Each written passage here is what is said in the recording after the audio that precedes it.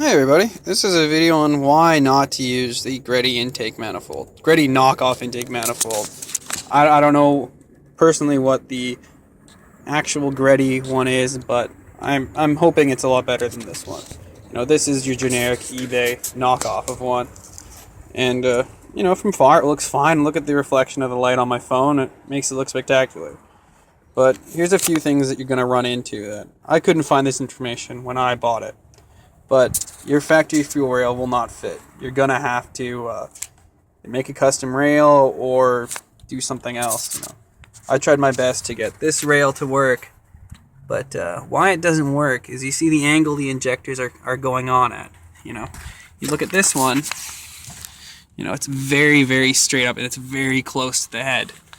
Now the problem with this is that your factory fuel pressure regulator, this guy, you know, I have an aftermarket one, so I guess potentially your factory one would work, but it's going to hit right here where it's kind of scratched up.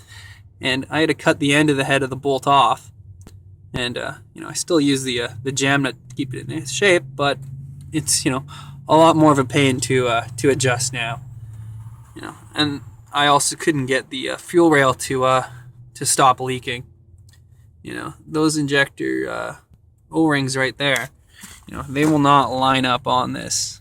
You know, I tried kind of prying the rail a little bit, which isn't great, but trying to get it to work, it required me, you know, fucking a spare rail I had to get it to line up with these bolt holes, which I don't know what they used to put them on or how they aligned them, because they do not bolt to your factory rail at all. And the quality on this isn't actually very good.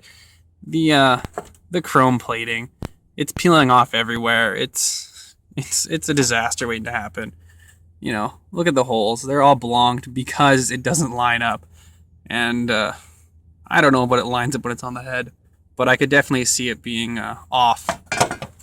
So, you know, the factory rail, it works fine, and there's no reason to really get rid of it, especially for this piece of shit. Oh, and the coup de grace of this thing being a freaking hunk of shit is that when you go to bolt on your factory throttle body, the threads aren't cut deep enough for you to actually use the factory bolts. You're going to have to cut them down. And the threads are so shitty that you're going to strip them out if you don't realize very, very easily.